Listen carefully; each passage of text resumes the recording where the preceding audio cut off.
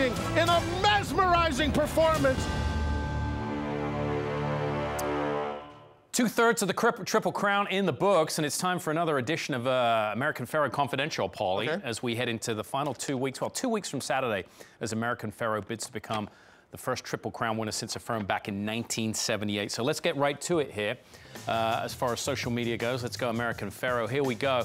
He made his way back from Pimlico. You were there. You saw him cooling out at the Preakness Stakes Barn last weekend, made his way back to Churchill Downs. That's where he's going to train with Jimmy Barnes for the next 10 days or so. Yeah, I got to give credit to our camerawoman, Anna James, who's actually in studio with us today. She actually got the info from us via Jimmy Barnes immediately after the Preakness that he was going to Churchill, and he hit the grounds there. He looked tremendous as well. Hey, it's his home. Bob had said on air, hey, he likes that track there. He's comfortable over that track.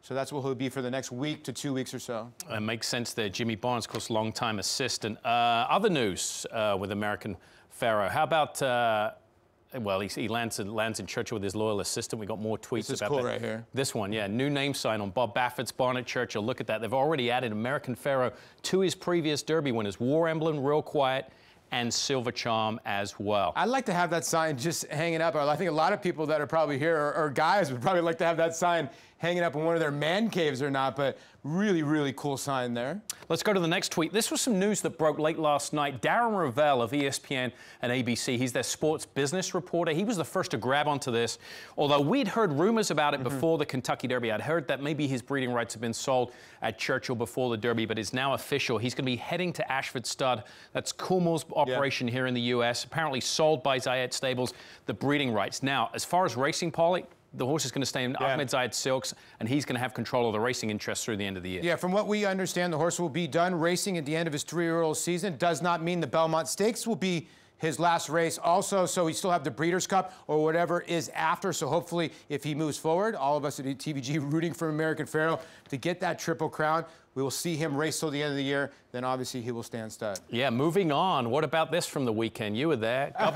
Governor Christie was there. Yeah, he was in the infield. He was really gracious taking pictures with a lot of people, Simon, and he was very accessible. There was a lot of people in the infield.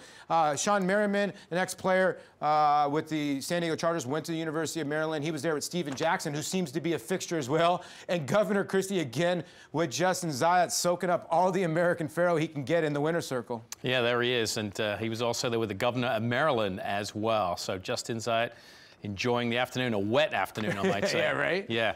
Moving on, Victor Espinosa. Monday morning, the whole crew flew up to New York. Victor had this opportunity last year with California Chrome. Unfortunately, he had to fly back to Los Angeles because he had riding commitments on Sunday at Santa Anita. That wasn't the case this year. He went to the Today Show with the Zayed family, Justin, Ahmed, and his wife there. I mean, Victor, I think I read a thing on Twitter, and this is from one of our own Lucky Nelson, and Victor living the life the last couple of years. And I read a tweet, I want to say it was about a couple of weeks ago after he had won the Derby, Victor Espinosa for president. I mean, the last 2 years, it's been amazing the ride that he's been on. And let me tell you something, it couldn't happen to a better guy, and the way he has handled California Chrome fame to this horse's fame has been really, really, truly amazing. He's handled it well.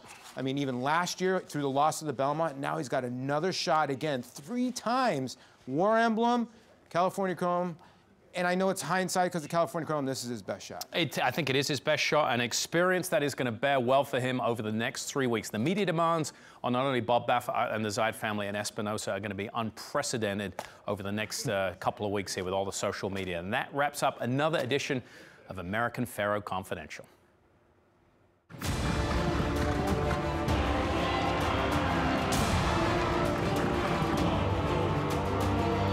American Pharoah, breathtaking in a mesmerizing performance.